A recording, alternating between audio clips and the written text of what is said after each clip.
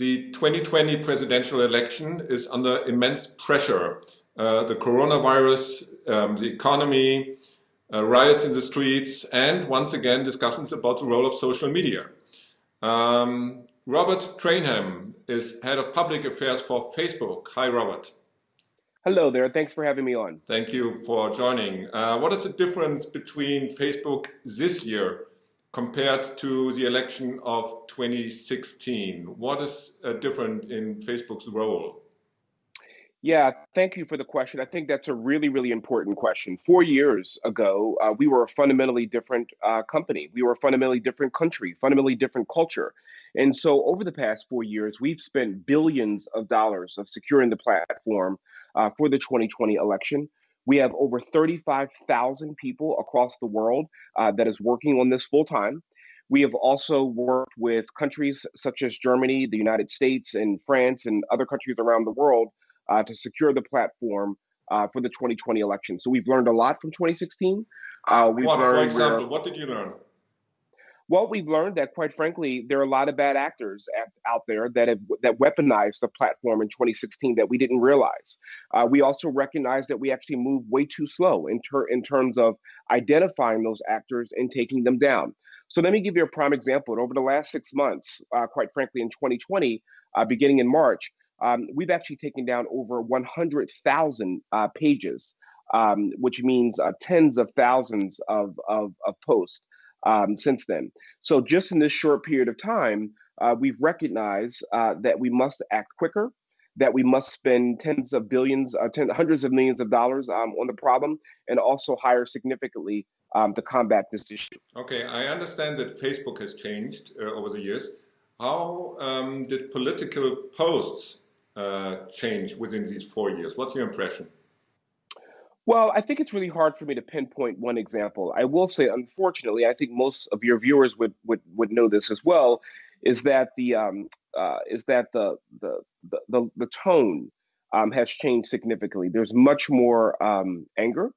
There's much more frustration out there. There's much more passion around the views. And I also should put this in context. This is not just a Facebook issue. This is a social media issue. It's not just Facebook, but it's Twitter. It's Google, it's YouTube, it's iMessage. And so collectively, we have worked together to try to make sure that we allow people to have their voice being heard, but also recognize that we have to combat misinformation, particularly around voter suppression, around the global pandemic, and so forth. Do you have an explanation for this change? I mean, you could talk for hours about it, but in brief, what's your explanation? Why did it change? Why did what change in terms of the passion around the issues? Yeah, the hate. Well, I don't know. I would leave that up to your viewers to maybe decide that, because it depends on, quite frankly, the issue. I do think that the politics of the day, and you pick whatever issue you want, has probably fueled a little bit of that. But I don't want to speculate in terms of a specific person. Okay, to be very precise, what does Facebook do to keep lies and hate speech out of Facebook? Well, I think there's this misperception out there that we allow all of hate speech to stay up, and that's not accurate. For example, when it comes to bullying, we will take that down. When it comes, no matter who it is, by the way, when it's voter suppression, that's very, very, very much against the law here in the United States. We will take that down, no matter who it is. And when it also comes to COVID. And spreading misinformation around the global pandemic, we will also take that down. And I can give you some very specific examples of that. For example, back in August of this year, when the president, meaning President Trump, when his campaign specifically said that children were immune to COVID, we took that down. When it comes to the Trump campaign specifically, saying that you need to apply for the census, and then when you clicked on that link, it took you to the Trump campaign. We also took that down. So when it comes to bullying, when it comes to voter suppression, and when it comes to COVID, as the examples that I just gave, no matter who you are, we will take that down. How did President Trump react when you took it down? Well, I don't think it really matters in this case. I think what really matters is that when it comes to misinformation around those three examples that I gave you, we will take it down no matter who you are. I'll refer you to the Trump campaign and to the White House in terms of their reaction. But it was obvious that he threatened you and Twitter and other social media, right?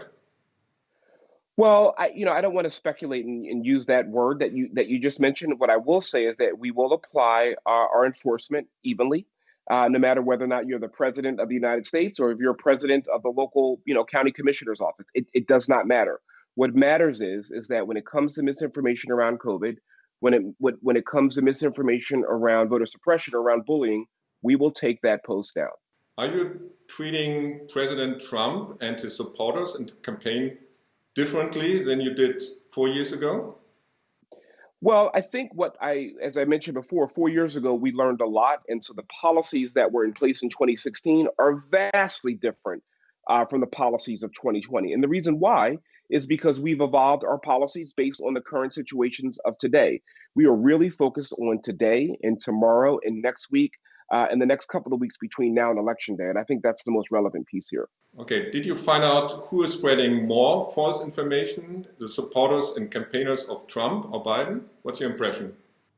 Well, I don't know if I would. I don't know the answer to that per se. What I do know is that we take every post individual and we apply that, we create a threshold in terms of whether or not that violates our current rules. So I don't want to go into a left versus right, Republican versus Democrat. What I do want to talk about is how we enforce all of the policies evenly and how we are a fundamentally different company from 2016 than we are today. Okay, let's talk about the days just before the election, November 3rd. Are you still accepting political ads or will you ban them?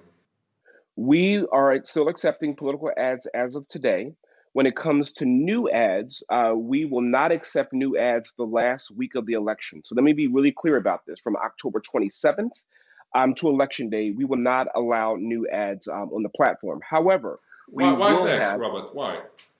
Well, there's two reasons why. Number one, first, fundamentally, we believe that political ads are very important in our American culture and society. It allows every single person to be able to see who's running for office, regardless of whether it's president of the United States or perhaps it's a local person running for office. We also believe that individuals are informed by policy positions, but we're banning new political ads at the end of the month is because to your earlier question around misinformation, we want to make sure that all of the information leading up to the election in terms of political ads is the most accurate. And let me be really clear about this. If, in fact, you want to see older ads on the platform, there's an ads library where you will be able to see not only how much money the candidate spent on that ad, but you'll be able to see where that ad aired. You'll be able to see where that ad who is targeted to. That will stay up on the platform all the way up into Election Day. We believe in 100% transparency. We believe that every single person on the platform should be able to see those political ads and who they were targeted and where they ran. We feel very strongly about that because we feel that is about voice and about information. Then, Robert, let's talk about the days after the election. It's very likely that there will be a discussion in the days after the election on who is the winner. What, if any, party or candidate declares victory on Facebook before the final result is public? What will you do?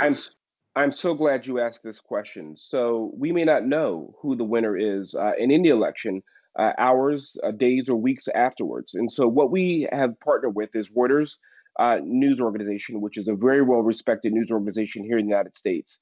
So if in fact, hypothetically, a candidate declares themselves the winner on the platform, we will have a graphic that will come up that will say, the official results are not in yet. Please click here.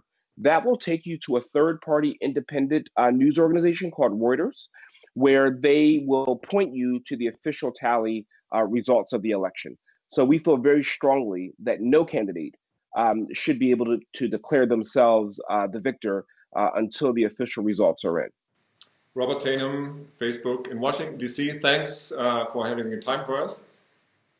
Thanks for having me. I really appreciate it. All right. Maybe speak to you again afterwards, and then we see what Facebook will learn from this election. I hope so. Have a good day.